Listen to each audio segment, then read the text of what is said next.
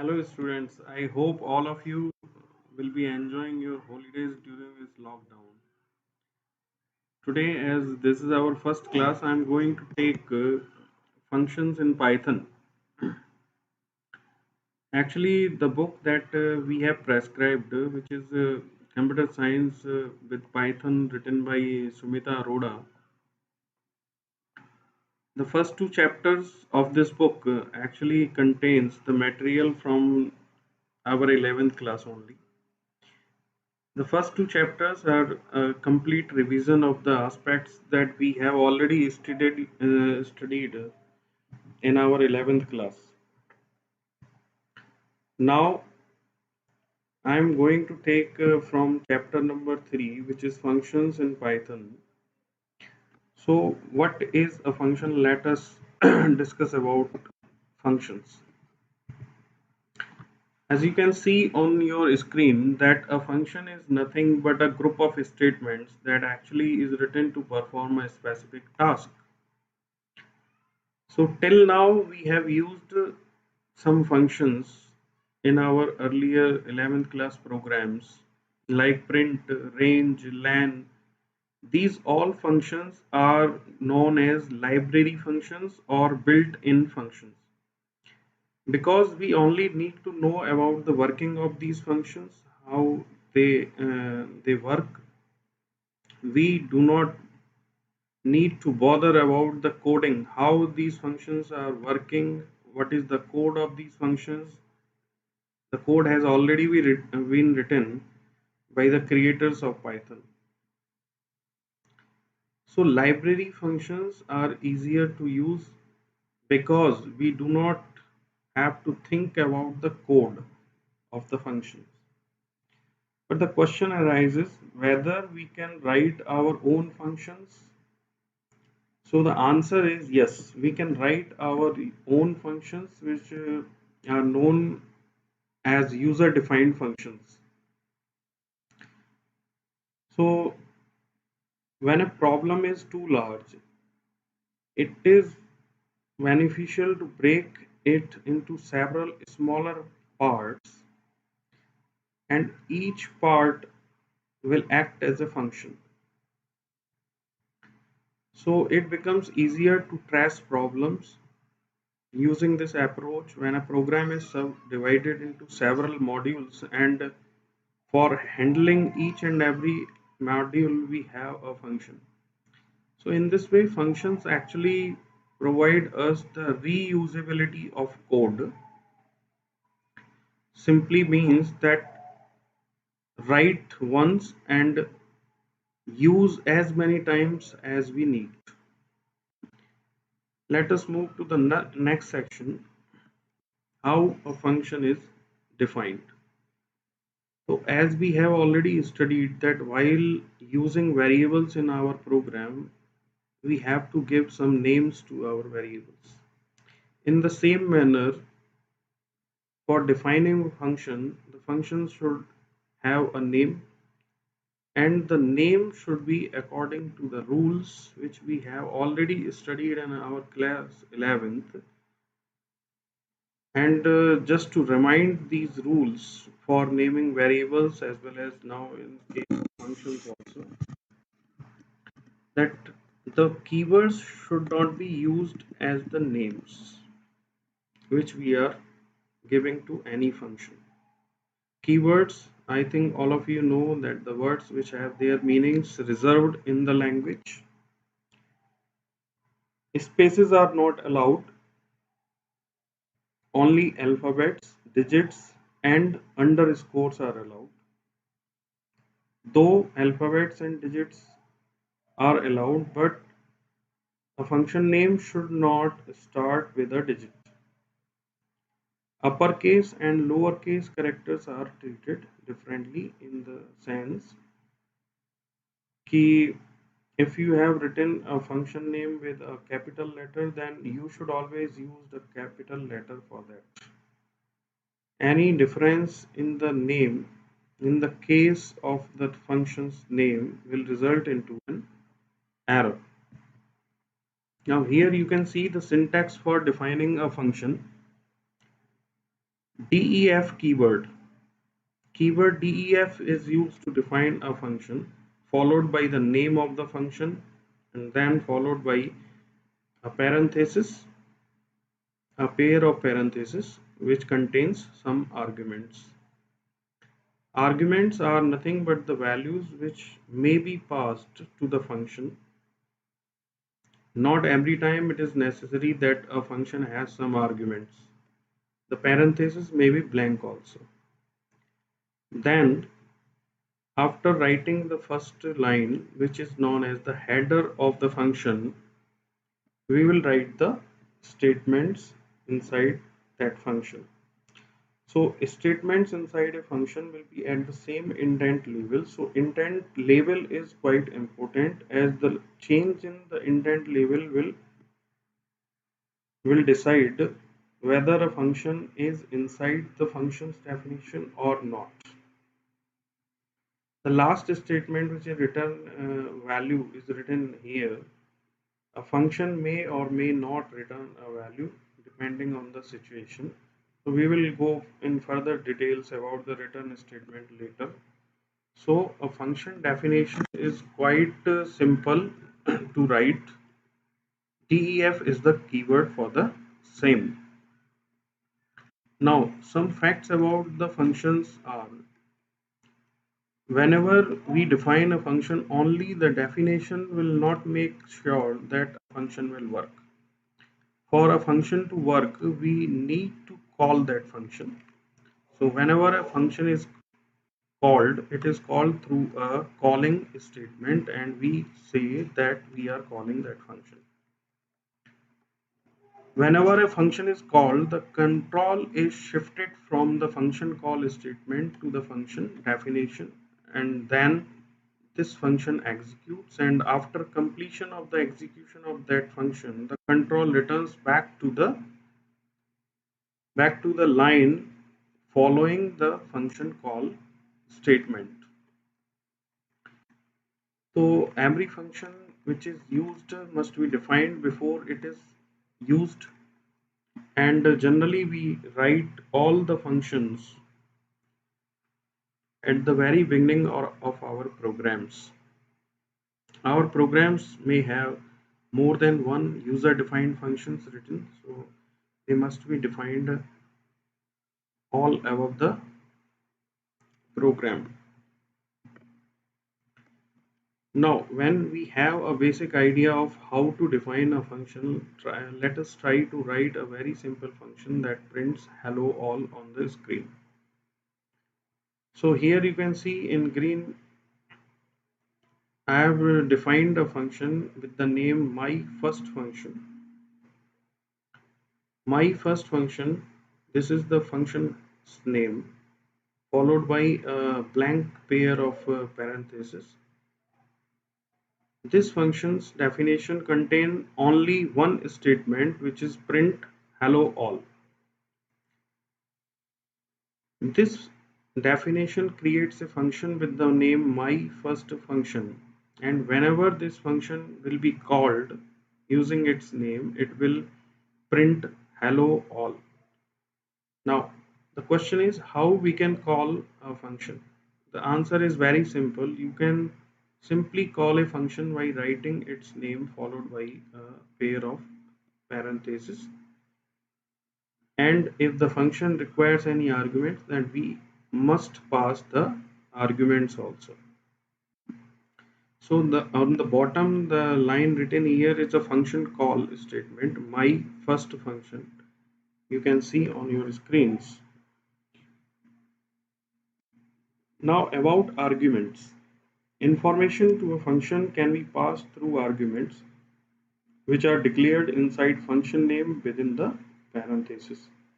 Here on the bottom of the screen, you can see that I have written a function with the name func1. This function is receiving one argument in the form of a variable named name. It contains a single line code, and it will print hello followed by the value of the argument passed. Here on the second bottom line, func1 has been called with a value Ayush given as its argument. So when this function is called, Ayush is passed to the name variable. So name receives this value and the print statement works hello Ayush. So hello Ayush gets displayed. The second line function 1 when it is called prints hello Ayush. The bottom line hello Ravi. So now you can see is here I have used the function name as hello, and since there is no function with this name hello, this is not going to work. So every function that we are calling must either be defined inside our program or it should be a library function. So if neither it is a user defined function nor a library function, the Python is going to report an error for that, as in the case of this last line hello Ravi, because hello is neither a library function nor we have defined it anywhere. More than one arguments can also be passed here. If we are passing more than one arguments, then the arguments must be separated with commas. Here in this function's definition, func2, which is receiving two arguments in the form of two variables, namely name and age. This function is again having only a single statement which is going to print the value of name, age, the value of age, years old. After the definition, I have written a line which is a function call statement, and here values Ramesh and 42 are being passed. So Ramesh and 42. Ramesh goes to name and 42 value goes to age. Mistakenly, I have placed a single apostrophe after 42. You need not to write that apostrophe because 42 is a numeric value. So before moving ahead, I am going to show you a very simple function to calculate or to check whether a number is prime or not. Here on the screen you can see I have written a function check prime. Here you can see function definition starts from here, from line number 1. Check prime is the function's name. It is going to receive a single argument in the form of variable n.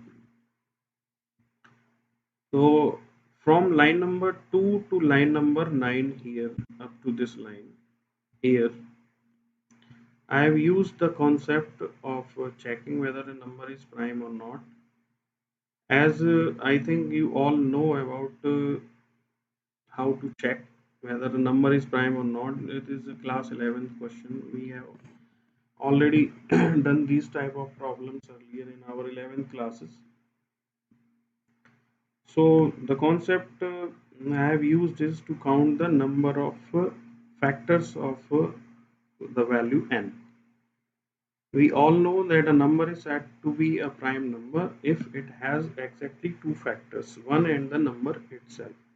So this for loop which I have formed here for I in range 1 comma n plus 1, this loop will be from 1 to n, and it will check each value of I whether is dividing n or not. If it is dividing n, then the variable count is incremented by 1. So count will count the number of values of I which are actually dividing n. So after completion of this loop, if the value of count is 2, then the number is prime, otherwise the number is not prime. So I think this phenomena will be clear to all of you. Here later on the from here to here, these 5 lines. Here what I have done, I have formed a while loop which will which will last up to the value of check when it is y. So I have taken initially the value of check as y, and this loop will continue until the value of check becomes any other thing than y. The loop contains three statements. The first statement will ask the user to enter a number, and that number gets stored in n. The second statement, check prime, this one is a function call statement. When this function is called, the control simply transfer to the function's definition, and the value of n goes to this n here, and the function works and prints whether n is prime or not. The last line inside this while loop will ask the user to enter another value, which is either y or n, and that value gets stored into check. Again, the value of check is compared with this value y. If it is y, then again the loop continues, otherwise the loop will terminate. In this way, this program is going to work. So let us check how the result is produced by this program. I am going to run this program, check factor.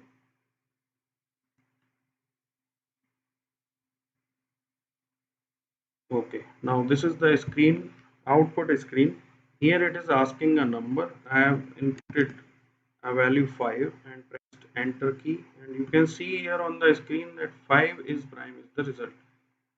Again it is asking whether I want to check another number y or n. So I am giving here a y here as my input. So enter a number. Again it is asking, say I am given 20 as input, then it will say 20 is not prime. Again it is asking we want to check another number. Now this time I give again yes, and again it is going to ask, I have given this time 11, the number is again prime, and this time I am going to give a value other than y, which is n, and see what happens now. The program is terminated. So in this way you can see this is how we have defined a function check prime to check whether a number is prime or not. This function is receiving a single argument. Now, well, now I have some assignment for you, and this assignment, and on the next turn we shall study the types of arguments that we can pass to the functions. Types of arguments we will study in the next video. Now this is your assignment. The first one is write a Python function to calculate the factorial of a number which is a non-negative integer. The function accepts the number as an argument. You have to ask the user to enter a non-negative integer and call the above function to print the factorial of the past value. This is your assignment for today. And the second one is a code snippet has been written here, and you have to predict the output of this code. What output is expected? I hope you will take some time from your busy schedules to uh, find the output of the second question, and will write a program for this first one uh, until we meet for the next time. And let me tell you guys, though in the timetable that you might have received from the school itself has only a single day devoted to this CS class, and which is Wednesday actually. But I think the group that we have formed for computer science students, I am going to give you 2 or 3 videos, and will try to engage you with a Zoom meeting also in a week. Till then, bye bye. Have a very nice day.